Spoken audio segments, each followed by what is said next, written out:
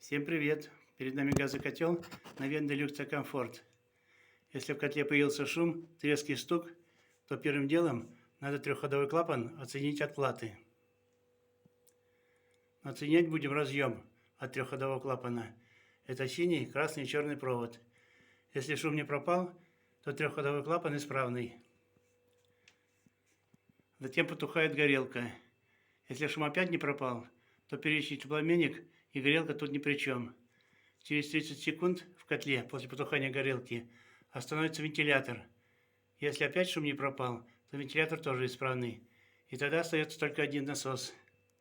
А он останавливается после потухания горелки через 5 минут. Других причин нету. Все, всем удачи!